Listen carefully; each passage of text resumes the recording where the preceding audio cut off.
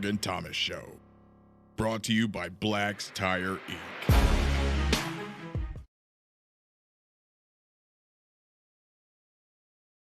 Thomas Show with Big Al. I'm your co-host, Big Al, Alan Adams. Ladies and gentlemen, you might notice something a little bit different about the show tonight. Our wonderful host and producer is going to be doing a little work behind the scenes tonight. All right, look, he says that he's lost his voice. He claims the doctor says he has laryngitis and he cannot speak. All right, look, I know I'm not going to be able to see this, but show of hands, who believes that Morgan Thomas could lose his voice? Yeah, I should probably see everybody's hand up, okay? Look, Morgan Thomas is prone to using his voice, so therefore he's prone to losing his voice, all right? Plain and simple. Look, we want to give a big thanks to Morgan Thomas to sticking it out, toughing it out, and producing the show for us tonight. You know he's going to do a good job back there pressing all the buttons, especially when he doesn't have me to distract him here on the show. So, look, I'm going to do the best I can to get through this tonight. I know I'm no Morgan Thomas. I'm not a professional speaker as he is, but the best way to do this and to help me get through this show is to get in on the comments, okay? Call the phone lines, kind of get in, give us your opinion on all these topics we're going to get through. We're going to talk about several things tonight. Look, we got Clemson basketball to talk about. Clemson baseball just wrapped up a big series this weekend. We're going to talk about a little bit Clemson softball. Mark Childress is actually going to join us at the end of the show for segment 3 to talk a little bit Clemson women's softball and the Clemson Tigers at the NFL Combine. So we have a lot of good stuff to get into tonight.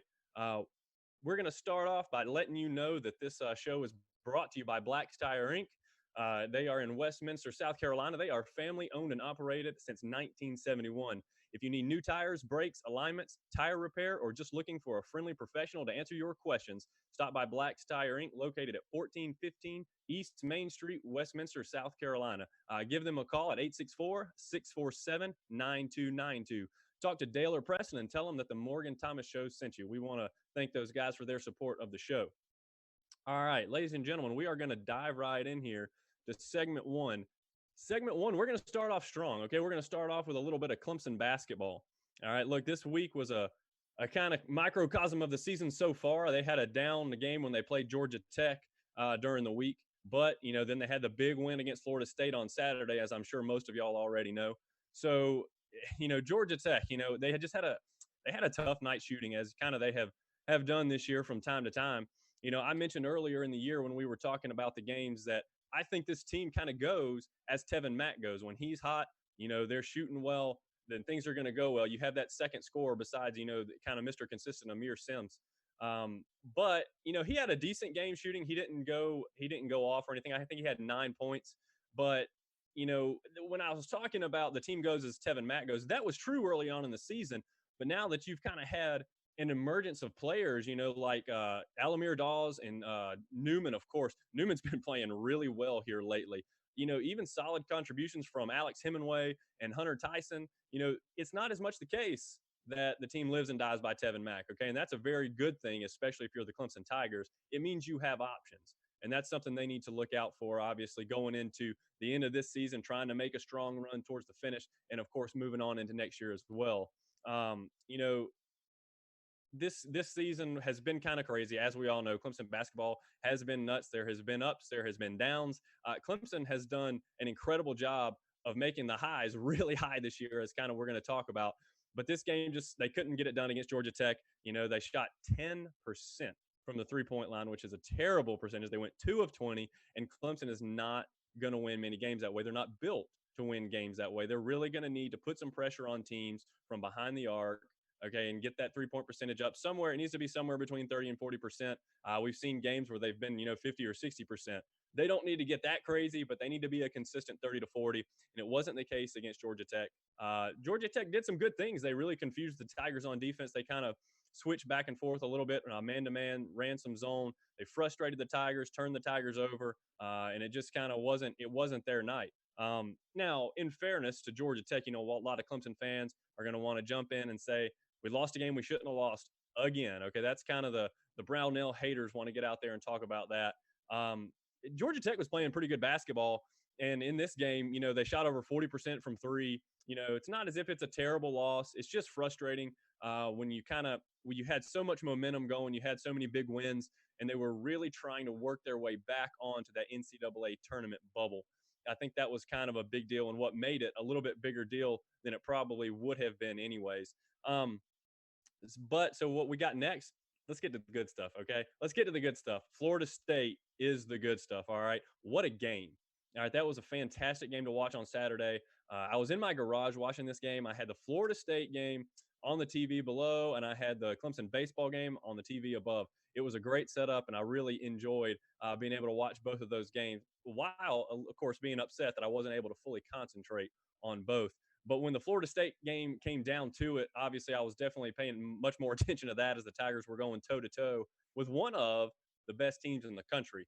So, Dawes and Newman came to play. They both had 18 points apiece, and Mack had 8 to kind of help supplement the scoring off the bench. I noticed they came out of the broadcast and said something about Tevin Mack was going to be out of the starting lineup.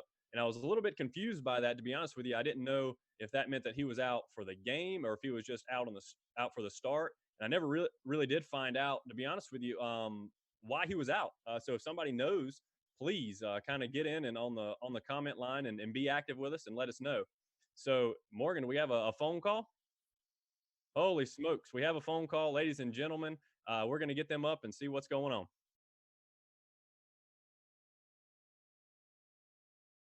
Caller, are you with me? I'm doing good. How about yourself? This is Brent 6'1" from the comments. Yes. Get in. What you got for me?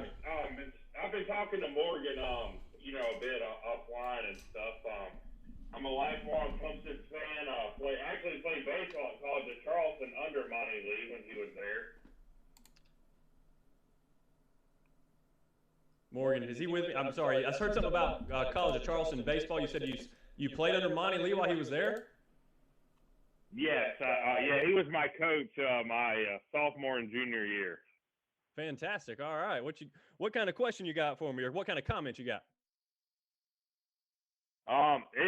It's replacing Isaiah Simmons is going to be obviously a serious problem, but the main thing I have a question about is what do you think our D line is going to do, and if Venables is going to go back to the 4-3?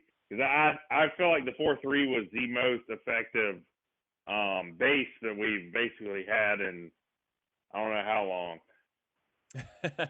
Yeah, I actually totally agree with you. I think Venables will mostly go back to the 4-3 defense as a base. I think what happened last year, and it's kind of going to get really interesting because we all know, what a great coordinator Brent Venables is, and that he was able to and forced to really go to kind of a 3-man front and get those odd fronts, get those different looks. And I mean, Clemson was able to create some good pressure, especially with Isaiah Simmons, in that regard. So what I think is going to happen this year is he's not going to kind of completely put that away and lock it in the safe. He's going to bring that out and use it to his advantage to kind of further confuse the quarterbacks, like he needs to do that anymore, right? I mean, he does a pretty good job of that already. But I think he's going to go with a 4-3 defense as kind of his main defense from here on out. I could be completely wrong, but I think they've got the horses to do that now. It was kind of out of necessity last year with Davis, Tyler Davis kind of in the middle of the line. And you've got Niles Pinckney, you've got Jordan Williams, and with the influx of talent such as Brian Brzee, DeMonte Capehart, I really believe that 4-3 is going to be where they're going to do more of their damage.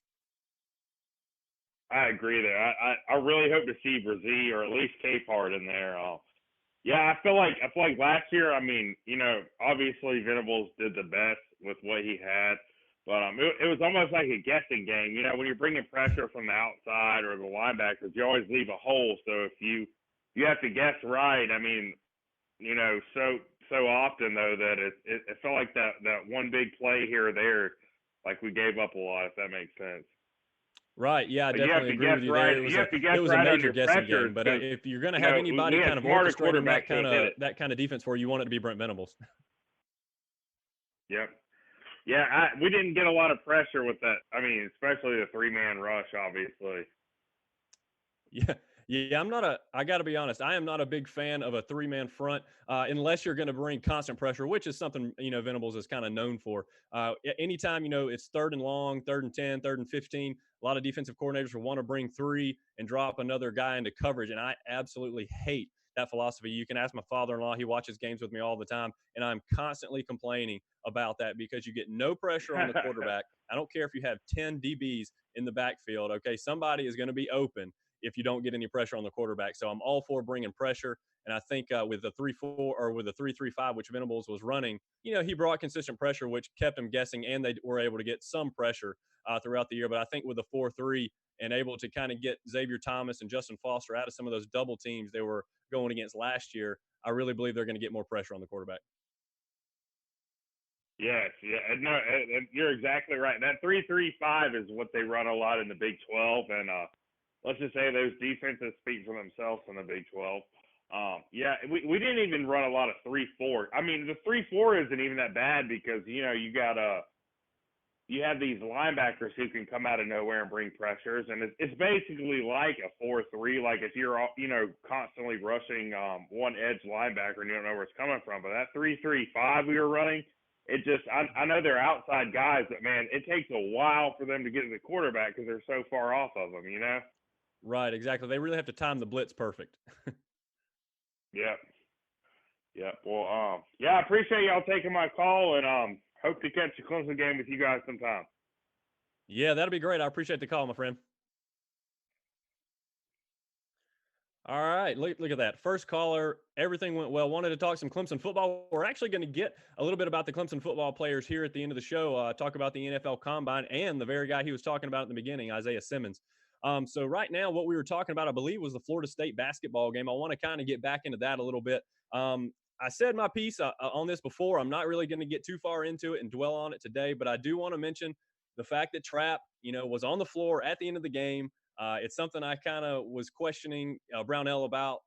Look, we've defended Brownell on this program, and I truly believe he's going to be the coach that's going to do well for Clemson in here and in the future. I know my friend Marty is listening, cringing right now, and I can't wait to hear what he has to say. But I think he's the guy to get it done. But that doesn't mean I always have to agree with his coaching decisions either. And Trapp obviously came to the line. They were fouling him on purpose. Getting into the line, he missed 2 crucial free throws at the end of the game. Could have been a disaster. It wasn't. Clemson found a way to make it happen. Okay, I think they fouled him twice in the last 30 seconds. As soon as he gets the ball, they may want to get a steal if it's anybody else. But with Trapp getting the ball, it was immediate foul. I'm telling you what. Look, a lot of people want to talk about as in regards to this game is the inadvertent whistle that blew at the end of this game. That was absolutely crazy. It took forever for the refs to sort that thing out. I'm just really glad that it didn't truly affect the outcome of the game. Florida State ended up with the ball. They even ended up scoring. They scored a little bit earlier than they would have wanted to, but at the end of the day, you take the bucket every single time, and they were able to do that. I don't like to win games off of ridiculous calls. I don't like the refs to be involved with those kind of things, unless they have to be, of course.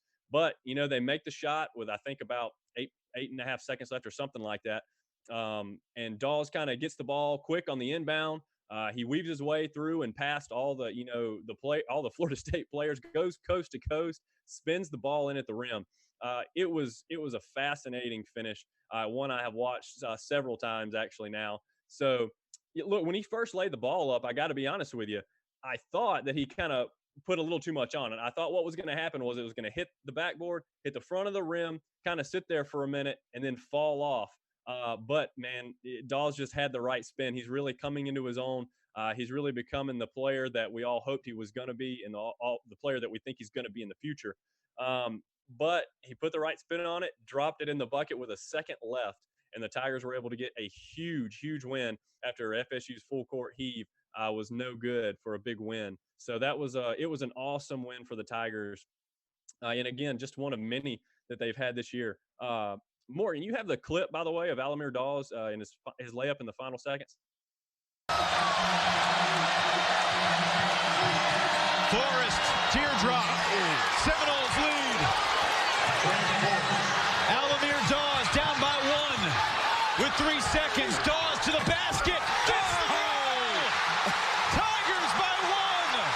Ray, 3/4 court. No good. Alamir Dawes, the game winner. How about he took his time, realizing you get there, being able to get under. Trent Forrest, one of the best in the league, and they're up and under. Once again, Clemson, South Carolina is court storming country. All right, ladies and gentlemen, so that was the clip of Alamir Dawes, and what an exciting finish it was. So now what everybody wants to talk about is, are these guys on the bubble again? Okay. I think what people thought originally was they had to win out. They couldn't afford any more losses. And then came Georgia Tech. Okay. They weren't able to kind of get over that hurdle there. But then they kind of climbed that mountain again and get a huge win over another top 6 program. I think that's the third one they beat this year, along with Louisville and Duke. So it was a crazy game and a huge win. This year has been a crazy year in basketball. All right, the league, a lot of people are losing. A lot of people are losing to teams that they shouldn't necessarily lose to. A word that people like to use when it comes to sports in general nowadays is parity, and there is plenty of it in college basketball this year. So I guess the question would be, if Clemson can win their next 2 games, they play at Virginia Tech, then they get Georgia Tech at home in a revenge game. Can they win those 2 games, maybe a game or 2 in the tournament, and get back on the bubble? All right, I think that's what everybody wants to talk about. Please get in the comments. If you're on Facebook, if you're on YouTube, get in and give us your comments. What are your thoughts? Do you think Clemson can get on the bubble with 2 wins to end out the regular season? And I'll say 2 wins in the ACC tournament. Do you think they can get on the bubble? Do you think they deserve to be back on the bubble? Get in with your comments and let me know what you think there. So I think say that again. Yeah. The problem is the away games. Morgan Thomas gets in. He gets in very silently, by the way. I know you guys can't hear him, but I can. The biggest problem is the away games. Clemson is not playing well on the road. They do play incredibly well at home. In fact, one of their biggest losses, it may have been, I don't know how many losses they have at home, but it's not many. Notre Dame, they lost to Notre Dame at home. That was a huge loss and a heartbreaking loss. And again, if you remember that game, they didn't have Amir Sims. They didn't have their best, most consistent player. He was out with the flu. So you kind of start thinking about what could have been had he not been sick with the flu for that game. It was a huge deal, and it could turn out to be the difference between the NCAA tournament and the NIT if Clemson's able to kind of keep this roll they're going on. Right now, I got to be honest, I don't see the NCAA tournament without winning at least 2 games in the ACC championship. I just don't think there's a way to get there.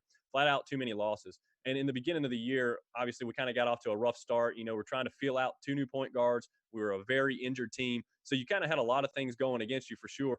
But we're optimistic Clemson fans here. We want to do what Clemson fans like us to do, and that's to keep your hopes alive and fan the flame just as long as we possibly can. So, I mean, look, we've beaten the top 3 teams in the league. We've beaten Duke. We've beaten Louisville. We've beaten Florida State. So who says we can't run the table and win the whole ACC championship and just go ahead and lock in that automatic bid? All right, I'm certainly not going to doubt this Clemson team after some of the things I've seen from them this year. Look, when they get on a roll, they are tough to beat, no doubt. Let's look forward to next year. This one thing I wanted to talk real quick before we get into segment 2. Next year, if you look at the development you've seen, especially from John Newman and Alamir Dawes, and then you kind of pair that with the emergence of Alex Hemingway as a scoring option, this team has a ton to build on going into next year. Look, and that doesn't even account for the newcomers, such as, PJ Hall and Olivier Maxence Prosper. These guys have really done well in their games. They're shooting up the rankings. I think they have a huge chance to make an impact next year, at the very least, from a depth perspective, which is something Clemson hasn't had a lot this year. Again, they've been really injured from the very beginning. And Clemson's also going to get Nick Honor next year. He's going to be eligible for the first time, so that's going to be really cool. Obviously, he was able to lead the team to a gold medal overseas this summer, and I mean, he was a big part of the offense. And to not have him was a huge deal for Clemson, in my opinion, at the beginning of this year. Or I say the beginning of the year, through the whole year. It's been a real problem, and he's going to be available as another option at point guard beside Dawes next year. This is shaping up to be a really, really good team next year. I honestly believe if these players even take a small step in their development, which Brad Brownell has proven that he can do, I think Clemson has a chance to make some real noise next year. And I don't just mean in the ACC, I mean in the NCAA, period. They're going to be a real tough out. All right, look, that's all I've got for us in Clemson basketball. But Morgan says we have another call, so we're going to kind of get to this caller again. See what we got. Houston, I recognize the name from Facebook. My man, what you got? Hey, all right. Can you hear me? Yeah, I can hear you loud and clear. All right, man. Well, hey, I just wanted to touch base on 2 quick things. One with basketball, and I assume that you're leading in with baseball here in a minute, so hopefully we'll segue into this for you. Yeah, give you a layup there. So with basketball, I agree that maybe not this year that we're quite an NCAA tournament team. I think that, barring a run through the ACC tournament to at least the championship game or winning it, then you're probably not going to see an opportunity to go to the tournament. But the way that I like to see this is, with as bad as the start that we had and the way that we were predicted to finish and the expectations going into the season as low as they were for a lot of fans, a consolation prize that would be awesome, I think, and I think is a real possibility right now, especially if we finish strong, is the potential rematch with South Carolina in the NIT. And I feel like if we got matched up in the same bracket, you're looking at two teams that are going in the opposite direction, I think, potentially. I think that Clemson, after an absolutely slow start, and granted, it's been a roller coaster season, has picked it up, has played well at home in the last 2 months, and I think that they could be a real problem for any team coming in and playing the first few rounds in Littlejohn in the NIT and could actually go on a run. And I think a deep NIT run actually would do wonders for this team going into next year. Like you said, with stars that we have with Dawes, Hunter, Newman coming back next year, getting some senior leadership with Sims and with Hall and Prosper coming in next year. So I think those are some opportunities with basketball that we have. I don't know if you have anything to add. I don't want to steal your thunder before I jump into baseball, but that's all I got on basketball. No, that's a great point. As a matter of fact, it's something I didn't even consider, a rematch with South Carolina. Yeah, that's always a game that's going to leave a sour taste in the fans' mouth, especially if you're on the losing end of that one, as Clemson was this year.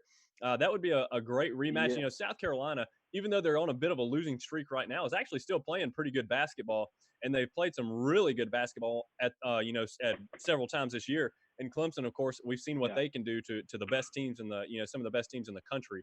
So that would be a really cool deal. And like you said, it really would get a lot of momentum going into next season. Now, I'm the kind of guy, to be honest, if you don't make the NCAA tournament, I'm not a happy camper. Okay, NIT, is they always. I'm not going to say that. I can't say what people call the champion of the NIT on the radio, okay, or on the air here. But I don't like to be the best of the worst. Okay, it's not kind of the thing I'm looking for. But when you talk about the psyche of this team, and they're going to be excited. Look, we've hosted NIT tournament games before, and it's been fantastic. The environment has been absolutely crazy. I think you're 100% right. It will give this team a lot of positive emotions, a lot of positive momentum going into next season. I think that would be a very good thing, especially if along the way they were able to get a win over rival South Carolina and kind of even out the series for the year with a little revenge.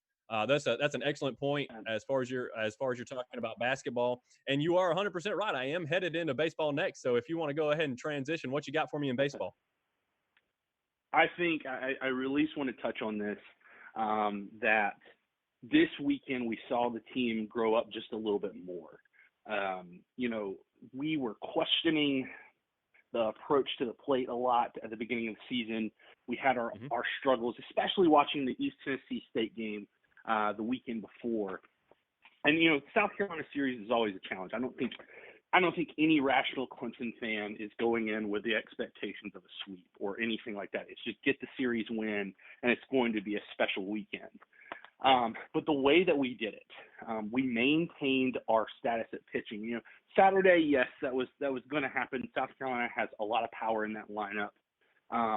But to get an outing like we did from Sam Weatherly, who hand up in the air 2 years ago when he first came to campus, I didn't even think he would be still pitching. I thought he was going to be more of a position player the way that he kind of panned out. But he has developed, and this speaks to the coaching staff at Clemson. He's gone from a freshman who looked like a deer in the headlights to an okay reliever last year to an absolute star this year. And then follow that up on Sunday. Strider had his moments where he looked really well. Matt Clark came in and delivered like he always does. And then to pair that with our team starting to finally, I wouldn't say finally figure it out hitting wise, but get some confidence. Even if it was a game in South Carolina where you hit 3 home runs, we hadn't hit more than 2 all season. And so you hit 3 home runs in their place on Friday night, and then on Sunday come back and have a big 7th inning to win it. I don't want to put the cart before the horse, but this team, as it continues down this path, it could have the makings of a really special season, especially if you're able to keep this pitching staff intact. Yeah, as a matter of fact, you're 100% right. I should not have let you go on because you're stealing a ton of my thunder here for this segment. No, you make a lot of great points. Sorry. And I'll tell you what I'm going to do. I'm going to get to our segment 2 sponsor, and then I'm going to talk a little bit about the series, the East Tennessee State game and the South Carolina series. And hopefully we can kind of match up on some of our points here because I think that's a great call. I really appreciate you getting in with me today, Houston. No problem, man. Thank you so much for having me. Yes, sir. Thanks. All right, our segment 2 sponsor. All right, look, as the Morgan Thomas show goes, look, we don't just dress for success, we TS for success, with the Tiger Sports Shop in Clemson. They have 2 locations, okay, one downtown Clemson and one on US 123. They have all the best apparel from all the best brands, Cutter & Buck, Antigua, Vineyard Vines, etc. All right, look, they're also releasing new items from their very own Tiger Sports Shop line. Same quality apparel at a more affordable price. All right, look, this is what I've got on right now. I actually have on one of their shirts. I wore it specifically for this reason because I knew I was going to be advertising it today. This is one of their very own Tiger Sports Shop branded shirts. It is a fantastic shirt. It's an orange and white striped shirt. Got the classic Tiger paw look. It's hard to beat. So stop in and talk to Sean or Julian. Let them know that Alan and Morgan sent you from the Morgan Thomas Show. We want to thank them very much for their support. Segment 2, we are getting into some Clemson baseball as Houston kind of segued into there. And he said a lot of good things. He was talking about Weatherly a good bit. I'm actually going to start off first with East Tennessee State. That was our midweek game. The pitching they gave up 8 walks. They gave up 14 hits, and Clemson struck out 10 times in a midweek loss. It's not what you wanted going into the South Carolina game. It was kind of one of those things where they were reverting back to some of the old Clemson, and striking out too much, not being able to advance runners, that kind of thing. It was just a kind of a ho-hum game. You really wanted to seize the momentum, be undefeated when the South Carolina Gamecocks came to town. And, of course, you went to Columbia. But it just wasn't able to happen, unfortunately, for Clemson. But let's talk some South Carolina series. That's what everybody wants to talk about. That's the hot topic, to go with the Clemson basketball game. Look, they took 2 or 3 from rival South Carolina in a weekend after winning at Founders Park and Doug Kingsmore. They lost the neutral site game, and I say neutral site game in quotations, okay, at Several Park, which is right down the road from their stadium. And as Houston mentioned it when his call, look, they had 3 2-run homers in night 1, which kind of sparked the big win. Brewer hit a homer, Sharp hit a homer, Meredith hit a homer. And as he said, we hit 3 home runs in that game, and we had only hit 2 home runs all season. And that was the previous 8 games. Okay, so we were able to find some power, which was really a nice thing to see. A lot of people were worried about power this year, and it's a legitimate concern, and it's going to be a concern going forward because we've only hit 5 home runs. That's not a lot of home runs when you've played, I guess, 11 games we've played now. We're not used to that at Clemson when we have the Beers and the Chris Williams of the world hitting homers almost, it seems like, every game. Okay, that's going to be a little bit tough. Kier Meredith had a great night in that first game. He was 4 for 5. He was finding different ways to get on base, which teams need to do. This team especially needs to do that with the lack of power hitting, so to speak. They really need to find a way to get on base. It doesn't really matter how. I don't like seeing strikeouts. I don't like seeing pop-ups. I'd much rather you hit weak grounders than pop-ups, okay? Because a weak ground ball is going to make them make a play. They've got to field it, and they've got to throw it, okay, with a little bit of pressure from a runner. If you hit a pop fly, it's what they call a can of corn, okay? It's going to be super easy to get that out. So I'm much more happy when the Tigers are hitting ground balls. But let's get real. The story of this game on night 1, Sam Weatherly. All right, look, the Gamecocks struck out 15 times in the game. I think Sam Weatherly himself had 14. I believe Gilbert came in and got 1. He just completely dominated, blew the Gamecocks away. They could not do anything with him.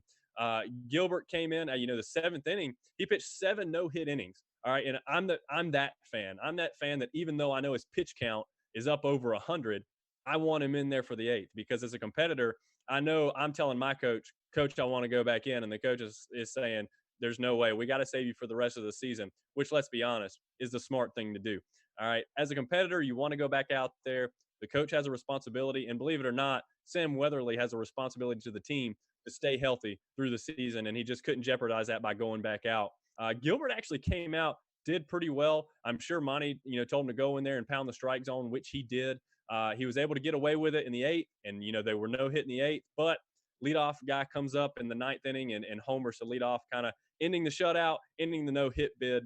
But what a great game by the Tigers. Really a good tone setter for the weekend.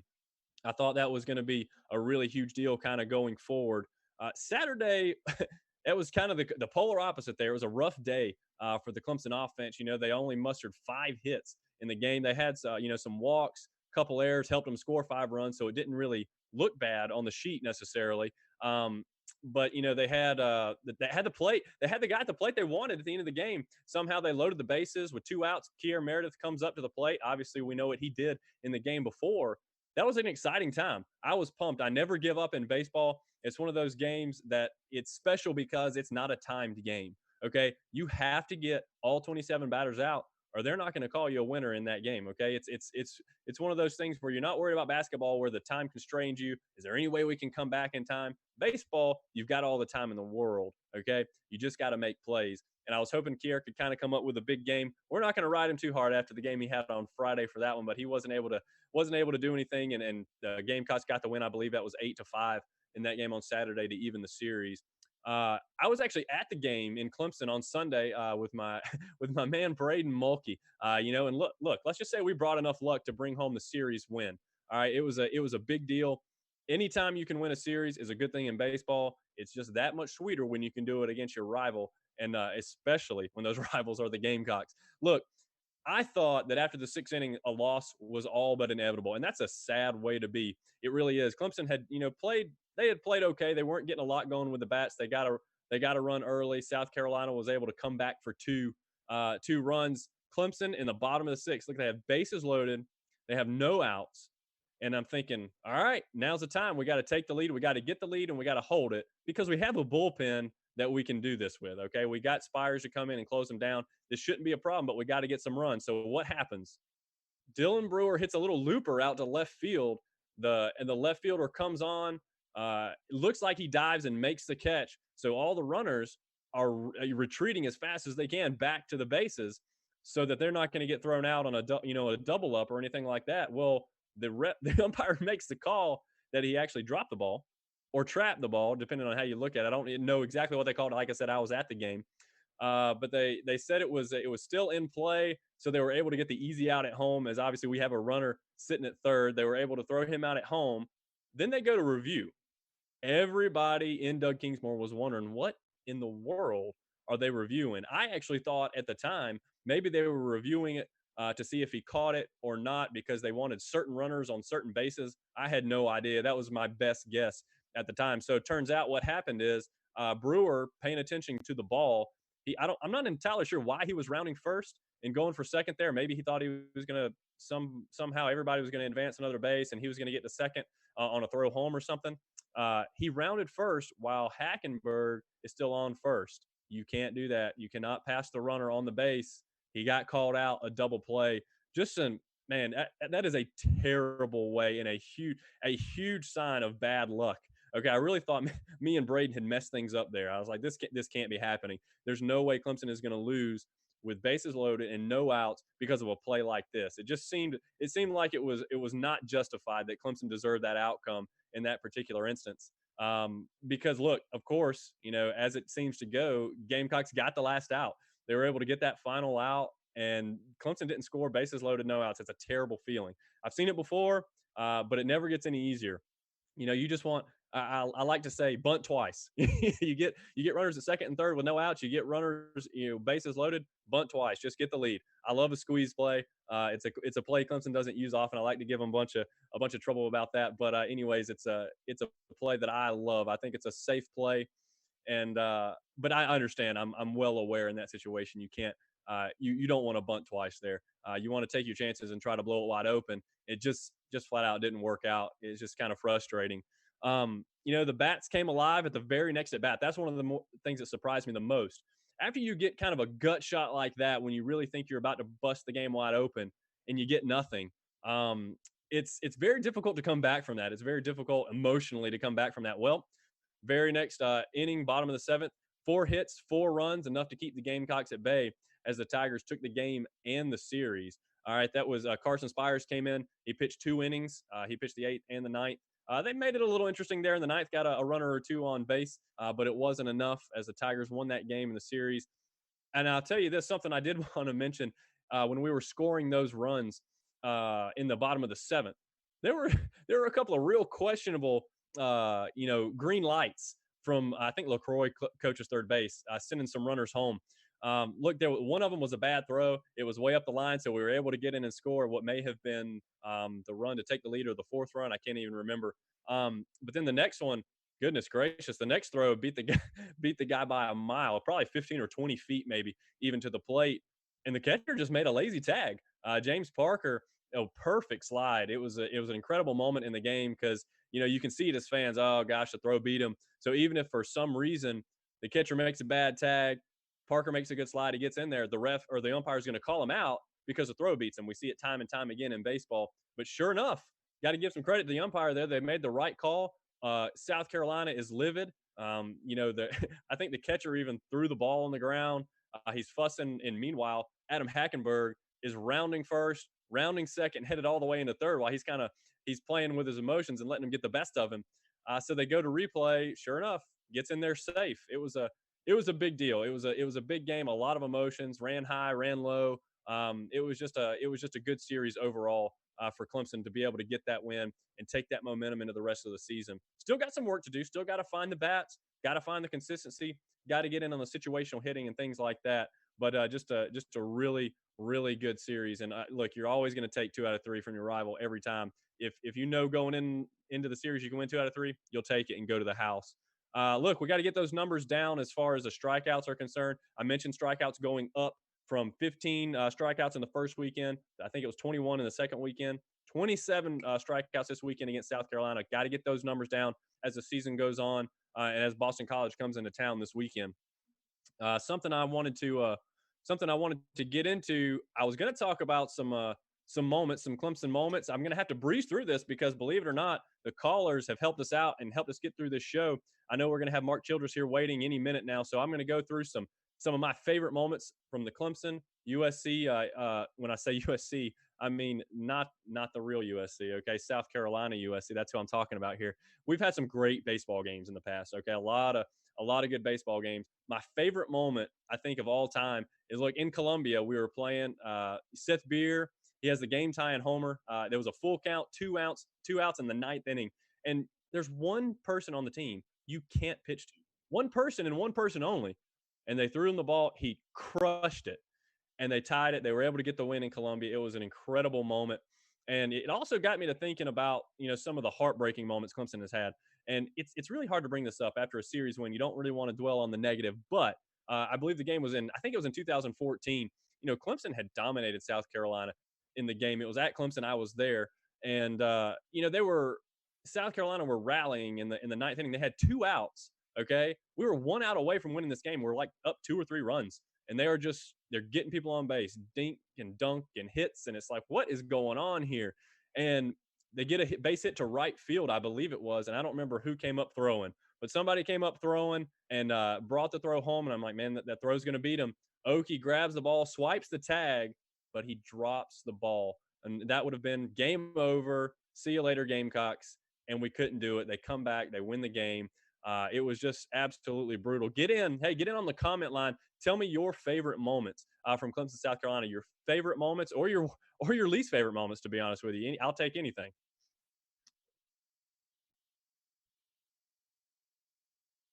Yeah, Seth Beer's walk-off, Drew Wharton's walk-off triple. Morgan is relaying that information to me. Sorry for the pause there. As people are getting in on the line here, I also wanted to talk about one thing. I wanted to kind of get the fans' perspective here.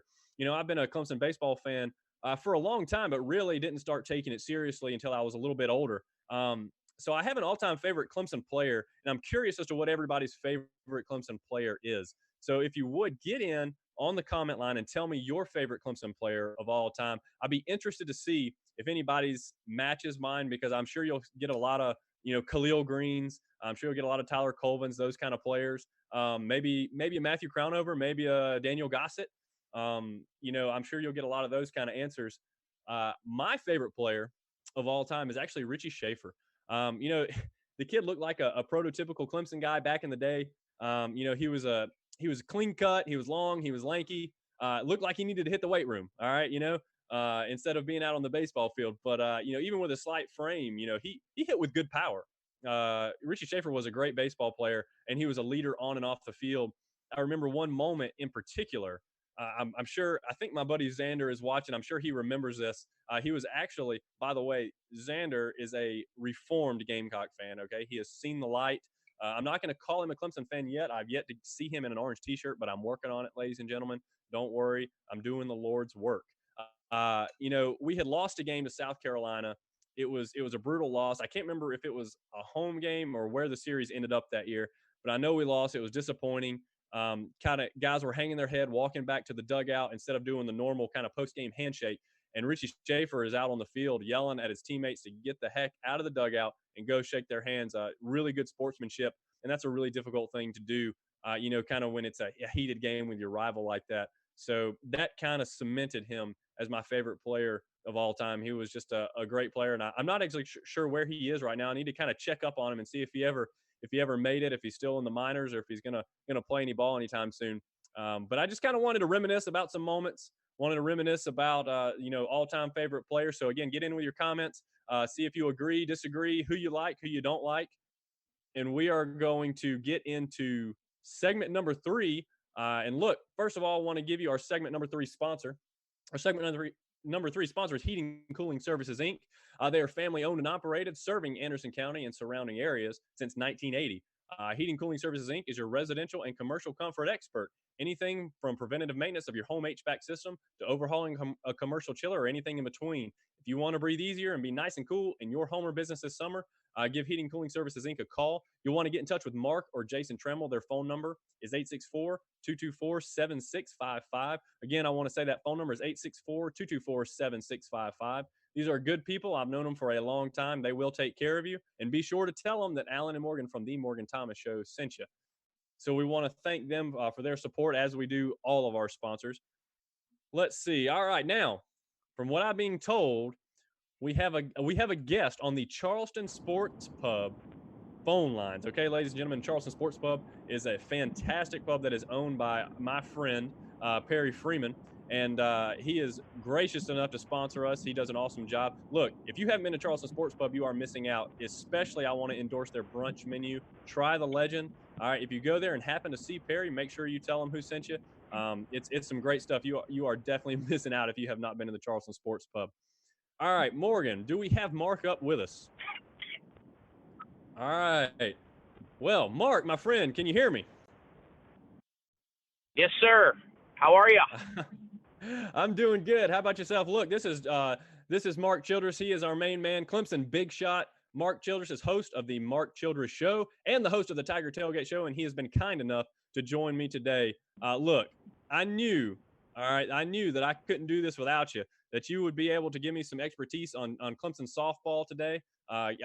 Look, the fans are crazy about softball, and I wanted your opinion. So, and what I'm going to do for you, Mark, I'm going to do you a big favor here, okay? I'm going to completely ignore the fact and push aside the fact that you called my top 5 list of games to look for in college football in 2020 cute, okay? I'm not even going to mention it. So that's me not mentioning it and pushing it off to the side. And we're going to have a real civil discourse here, okay? It's going to be a lot of fun, and I hope you can help me out. Gotcha. I do. Hey, before we talk softball, do you know who Wally Pip is? Say that again. Do you know who Wally Pip is? Should I? Because I don't.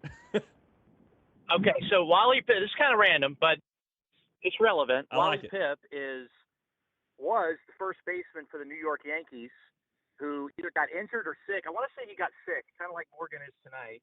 And there was a young player for the New York Yankees that took over for Wally Pip, and his name was Lou Gehrig. And Lou Gehrig went on to set, the most consecutive game streak in Major League Baseball at over 2,000 games before Cal Ripken broke it. So, Alan, this is your Wally Pip moment, right? Morgan is Wally Pip. You are Lou Gehrig coming in when Morgan gets sick, and it's your show now. That's where we're headed with this. That's why Wally Pip is relevant. Yeah. Morgan said, by the way, he's strictly a producer. Okay, the laryngitis is just too much for him to handle. He said he's strictly a producer now and is now Big Talk with Big Al. So we're going to get some new logos and things kind of made up as soon as possible. No doubt. So, hey, I got to call 2 of the softball games on the ACC Network Extra over the weekend, and I know that's what you wanted to chat about. First things first, if you have not been to a Clemson softball game yet, you are missing out. There's about 1,600 seats in the stadium. Everything is top-notch, beautiful, gorgeous, obviously brand new. Crowd really gets into it. These games move fast, man. I mean, both of these games were high-scoring that I did with 2 Clemson wins. And even with that, you know, you were out of there in like 2 hours and 20 minutes. The girls play an incredible brand of softball, and it was a treat to be there this past weekend. Now, I don't know if you've had a chance to get out there yet, but you need to if you haven't. Yeah, I have not got a chance to get out there yet, and I'm actually really disappointed because, look, the fans are super excited about this thing. That they are all about this Clemson softball. Clemson's, this area has had a ton of good softball teams for a long time, and people are wondering, why hasn't Clemson had softball? Okay, there's going to be the haters out there who say they don't make any money, which could turn out to be false if they keep bringing the crowds like they're bringing now. But look, all these other teams that have softball programs, they're not making any money either. And they still have softball. Okay, there's plenty of sports programs at Clemson that don't make money, but they're still there. Okay, because they're good. They're fun for athletes. They're fun for the fans to watch, and it's something Clemson should have had for a long time. I'm shocked it took forever. I don't know why, but I'm glad we have it now. Look, I tried to mention earlier in the year that I tried to temper the expectations that Clemson softball, they were getting some wins. They were getting some wins against really bad teams, and I wanted to make sure Clemson fans kind of kept into perspective just what they were going up against. And they had a lot, kind of a hard road ahead. But look, then they go in and they beat a ranked UGA team. They sweep their very first ACC series with UVA this weekend. They had an 8-7 walk-off. They beat them 8-4 and then 12-3. And UVA is an 8-8 team. Look, kind of tell us a little bit about what you think you've seen from Clemson softball, what it was like to call your first game, and kind of what you think the expectations are going to be from here on. Yeah, there's a lot of stuff there that you're asking, right? So, Clemson and Virginia, I believe, were picked like 8th and 9th, right in that area preseason in the ACC. So Virginia is not one of the stalwarts of the ACC by any means, but like you said, trying to figure out what the expectations should be around this Clemson team is an important part of it. And you sound like you're a little like me. Like I've been kind of saying, well, hey, Clemson's winning these games, but man, when they get into conference play, I think reality is going to set in. That still might be the case at some point, but right now Clemson's all alone in first place in the ACC, and they've been playing softball here for a couple of months. And I think a big testament to that is with Coach Rittman. He's such a fantastic face, has such experience in the world of softball and college softball for numerous decades, coaches for a long time out on the West Coast, knows everybody. And to be able to have someone like him at the front of the program, I think is a big and important part of that. And he is building it out, right? I mean, he has 12 freshmen on this team, 4 red shirts, 8 true freshmen. And then he's got a handful of transfers as well from Troy and Notre Dame, a couple from Furman. And he's put together a really nice roster, and they're playing very well. And right now they're led by, a woman named Valerie Cagle, who is kind of the go-to pitcher on the pitching staff along with Logan Kamal. And she also plays in center field. And she's probably the best or one of the top 2 best bats on the team. I mean, Valerie Cagle went 9 for 13 this weekend with 3 home runs, including a grand slam, hit a walk-off home run in the game I did on Friday night, hit technically a walk-off on Sunday as well, because if you're ahead by 8 runs or more after the 5th inning, the game's over. So she hit a home run to go up by more than 8 runs, thus ending the game. So she had 2 walk-offs this weekend, 9 hits, batted almost 700 for the weekend. And here's the best part. Valerie Cagle's a freshman, as are a lot of the stars on this team. Logan Kamal, the other go-to arm for the Tigers, is 6-1 now. She had a no-hitter earlier this season that you remember. Logan pitched really well on Saturday, had a rough inning early on and then settled down and almost went the complete game in that 8-4 win for Clemson. So the pitching staff's incredible. They've got another couple of really good bats. Marissa Gombarda, going into this weekend, was leading the ACC in home runs. Now she's behind Valerie Cagle. So the top two players in the ACC in home runs are both on this Clemson team. Hannah Goodwin is a shortstop on the team who's got a great bat. She got hurt against Georgia, came back for Saturday and Sunday and had a couple of good games. I could go on and on, Alan. And if you'd have told me, 3 months ago I'd be doing a Clemson softball segment with you on the Morgan Thomas show, I'd have thought you were crazy. But I am telling you, if you're a Clemson fan, women's basketball regular season is over. Men's basketball regular season ends Friday night. Unless there's some NIT games, really all you got is baseball right now on campus to go and see that. Skip one of those baseball games and go catch a softball game. Or better yet, a lot of times the games are staggered. You can go catch a Clemson softball game before or after you go to the baseball game. You should absolutely do it. It is an absolute blast. Yeah, that is some good stuff there. Look, like you said, this team is on fire. They're doing a great job right now.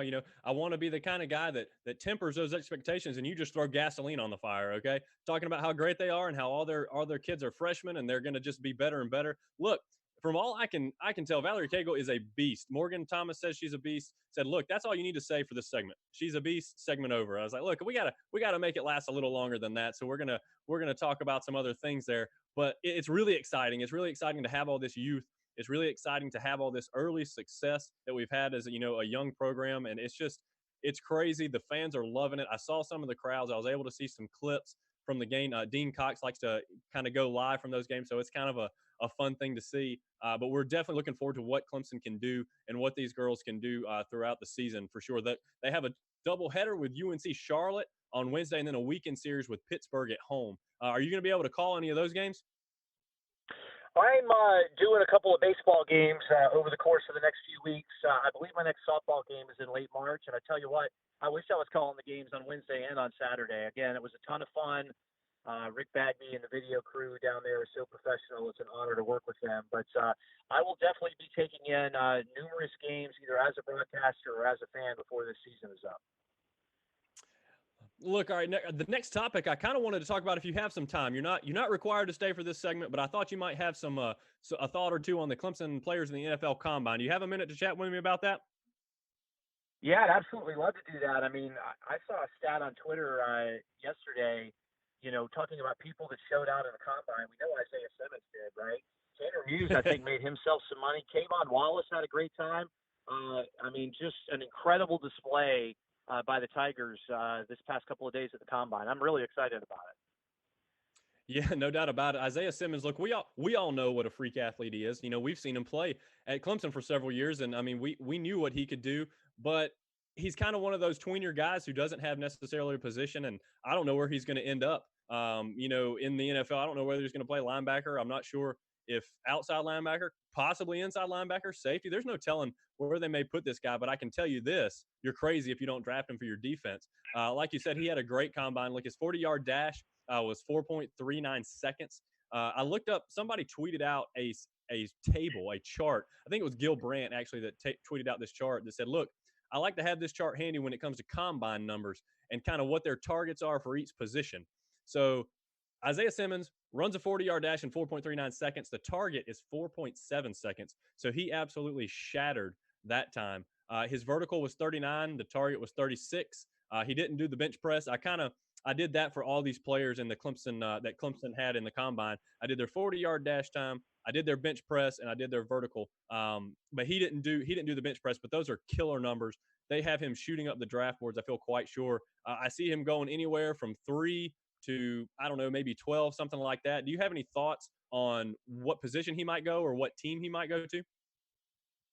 Well, I can tell you what team I hope he goes to. And, my Redskins, I'm a big Redskins fan, right? And we had the second pick in the draft. Everybody has been plugging in Chase Young at that position for the Redskins. I could do a whole segment on this. I know you don't want to hear that. But if the Redskins took Isaiah Simmons at number 2, I would not be upset with that. I mean, you're talking about one of probably the top 10 combine performances ever by any player in the NFL Combine with the numbers that Isaiah Simmons put up. I saw some stats the other day. He is about, I believe, 18 pounds heavier than Julio Jones, who is an incredible athlete, one of the best receivers in the NFL, right? Isaiah Simmons is faster than Julio Jones and has a higher vertical than Julio Jones from combine numbers. Just think about that. I mean, it is inhuman what he's doing. And if he can get a great defensive coordinator, and that's why I'm saying Redskins now at Ron Rivera, Jack Del Rio is their defensive coordinator. They would love to have a piece to be able to plug in like Isaiah Simmons. It wouldn't hurt me if he went number 2, but at this point, I think he's probably going top 5. He probably made himself $10 million plus with his performance at the Combine this week. Also, from everything you hear, Isaiah Simmons is a great kid. You know, he stayed out of trouble at Clemson. He did a fantastic job in the classroom. I mean, he's the kind of guy you want on your team for a lot of reasons other than just athletically. Yeah, I'd agree with you 100%. You know, like you said, I know everybody's talking up Chase Young for that slot. And look, he's a deserved candidate for that job. He'd had a great season as well. But yeah, Isaiah Simmons, I'm not a Redskins fan, but I mean, I'm a Green Bay Packers fan actually. So, but I wouldn't be sad for you, Mark. Just for you, I will hope Isaiah Simmons goes to the Redskins so you're able to kind of cheer him Thanks, on as man. a Clemson Tiger. Thank you. Yeah. Look, we're going to get into the safeties next. And like you said, these guys both had a good combine as well. Tanner Muse had a good combine. His 40-yard dash was 4.41 with a target of 4.6. So, look, again, Clemson speed, okay? That's why Clemson's doing as well as they do. They have team speed. They have ACC speed, mind you. All right, look, so he shattered the 40 expectations. His bench press at, you know, when you're talking about bench press, they're benching 225 and how many reps they do. The target is 18. He did 20. Vertical target is 36. He was a little short on that. He did 34 and a half.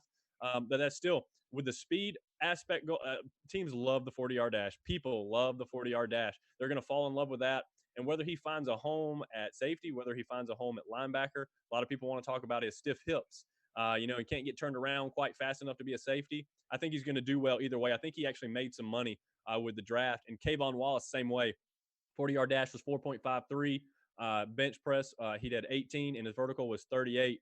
So he actually, I think, really surpassed expectations. Kayvon Wallace did. I don't think people were expecting some of what what he gave them. I think they're going to be two good guys. I think they're both going to get drafted. And do you have any thoughts on those two guys? Yeah, you know, Tanner Muse to me is really interesting, right? He did struggle in coverage at times at Clemson, but he's such a great run stopper. He loves to hit. He's got so much energy, and then obviously that speed. He's the kind of guy in the NFL I think that you want to get on the field. The question is, where are you going to put him, right? And what position is he going to fill? Again, you'd like to think of the teams with the really strong defenses and creative defensive coordinators could find a spot for Tanner Muse where he could stick with an NFL team for a while. So I'm excited to see that. Listen, I'm a big fan of Kayvon Wallace. A little bit of the same with him, right? You know, are you potentially going to slide him over to a defensive back position? I think I could see him playing center or safety in the NFL as well, especially the way that a lot of these Clemson players have been performing, you know, in the NFL that have been drafted high in previous years, right? I mean, Burrow went number 4 last year, and a lot of people gave the Raiders a lot of heat for that, and he ended up having a really good season. So I don't think you're going to see Muse or Wallace going off the board in round number 1, or maybe even in round number 2. Maybe Kayvon gets into round number 2. It'll be interesting on that. But I think both of those guys are going to get drafted someplace and have a chance to stick. Yeah, I agree 100%. Look, we're going to go to our last defensive back, AJ Terrell. He had a good time as well. He did a 40-yard dash in 4.42 with a target of 4.55. His bench was 220. Bench in 225. He did 15 with a target of 15. His vertical was 34 and a half. Target of 36. So again, he was a little bit short on the vertical. But look, AJ Terrell has been a lockdown corner for a long time. People want to point out the LSU game where he seemingly got burnt several times. I got to tell you, it was worse than it was. I mean, it looked worse than it was. Let's put it that way. He was actually there on several of those plays. Joe Burrow was simply dropping dimes in these receivers' hands. I mean, it was just perfect placement. Terrell was there in position like he's been his entire career. I don't think he's going to have any trouble in the NFL. I think he's going to be a great corner to come out of Clemson. I think he's going to do some things in the league. What are your thoughts on AJ Terrell? Yeah, well, Trayvon Mullen and AJ Terrell, I feel like are similar in stature, stats and ability, right? And he's done pretty well so far with the Raiders, and became a starter 2/3 of the way through the season. I can see a similar trajectory for Terrell and what he can do. Yeah, I throw out that LSU game as well. I mean, there's like no help over the top in that LSU game, right? I mean, you can only cover a certain amount of people on a certain amount of the field, and I'm right there with you. I've seen some of the pundits and the draft pundits kind of say, hey, Terrell didn't make a lot of mistakes against LSU. Like you said, it was more Burrow and the LSU receivers making big plays. I think he's going to be one of those type of defensive backs that you can see making it in the NFL in a couple of years, being a reliable starter and maybe sticking around 6, 8, 10 years in the NFL. I think he's got a real good chance to do that. And just staggering combine numbers. As a Clemson fan a little bit, as I was watching all these numbers go up, I'm like, holy cow, man, we're losing a lot in the secondary coming back for this upcoming season. I know we've got a lot of talent out there and a lot of new faces and young faces. And, of course, I also trust Brent Venables to be able to work his magic like always. But really impressive how good that secondary was for the Tigers this past year, and wishing all the best to those guys. Yeah, definitely. Look, the last two guys we're going to get to is offensive lineman. It's a position I like to talk about. I think it's one of the most important positions on the field behind quarterback. We're going to talk John Simpson. We're going to talk Tremaine Ankrum. John Simpson had a good combine. His 40-yard dash was 5.24 with a target of 5.3. His bench was 34 reps, target of only 26. His vertical was 30, target was 30. Tremaine Ankrum, he had a 40-yard dash of 5.21, same target, bench 26 reps. With a target of 24, offensive tackle is a little bit less than a guard, which is what John Simpson will project to. And the vertical was 24.5 with a target of 30. So Tremaine Ankrum was a little bit low on his vertical. So that was kind of a little bit rough there, but they both did good with their 40s. John Simpson, he shows you the strength, okay, with the bench press, a target of 26, and he gets 34. We've always heard about how strong John Simpson is. I think John Simpson is going to be drafted. I'm guessing somewhere in the mid to late rounds, somewhere around there. Tremaine Ankrum, I'm not sure if he's going to get drafted or not. I think he might slide to the end of the draft and somebody might take a flyer on him there towards the end. What are your thoughts on John Simpson, Tremaine Ankrum? Will they get drafted? Yeah, those are some good questions. Why are offensive linemen running 40-yard dashes and doing vertical leaps? I mean, is that really a big part of what they're expected to do? And I mean, I get you want everybody to do it, but when I see stuff like that, I just always feel like it's ridiculous. I feel like one of those linemen get hurt in the combine every year running that 40-yard dash. I mean, those guys aren't going to run 40 yards on a play more than, 5 times in an NFL season? Yeah, on both of these guys, again, it's really tough for me to get a feel on linemen, right? I mean, we had Mitch Hyatt coming out last year. I mean, at this point in the season, especially coming through the combine, there were people saying Mitch Hyatt might go as high as the second round of the NFL draft. Right. He went undrafted last year. And if you want to talk about one of the best linemen in Clemson in the last decade, Mitch Hyatt might be that lineman, or at least in the top 2 or 3. So when you see that a player like Hyatt, doesn't get drafted, it'll just be interesting to see. And I know there's some size differential, and I know some people said Hyatt's arms weren't long enough. And, there's all kinds of details and nuances to that offensive lineman position. You guys ought to have Eric McLean come back on and talk about some of that, because it's really fascinating on how decisions are made on how these linemen are drafted. And a lot of time it's not performance in college. It literally is the size of your arms and your wingspan and your footwork and things like that. So I would love to see both of these guys get drafted. If they don't, they'll absolutely get, invites, by the NFL teams to come to training camp and try and make a team. So these are the kind of players I feel like, whether they get drafted or don't get drafted, are going to have a chance to make teams, might land on practice squads, and kind of be able to scrap their way into a couple of years in the NFL if possible. So that's what I'm pulling for those guys. Yeah, Mark, look, man, I cannot thank you enough for joining me tonight. Look, I knew you would help us out with the Clemson Softball. I was glad you were able to call the games. I'm able to listen to you call some more games in the future. And I love talking, Clemson players at NFL Combine. So I really appreciate you joining me tonight. Hey, tell everybody where they can find you, where they can keep up with you.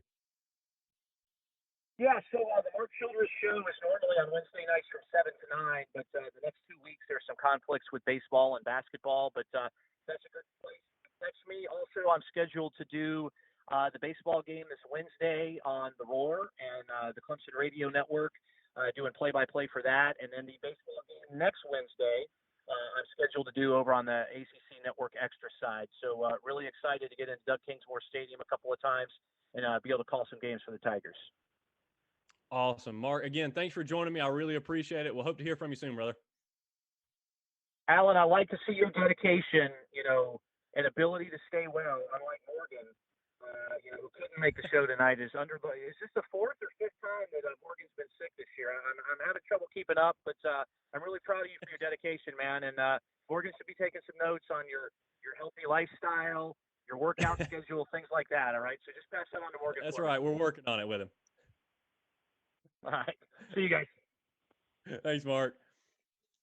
Look, ladies and gentlemen, boys and girls, Tiger fans of all ages, we have made it through episode number 59 with the solo act of Big Al. All right. Look, it was a great show. I really appreciate all the comments in on the line on Facebook, on YouTube. It's been great. Look, the callers especially. Look, you guys really helped me out with the time there.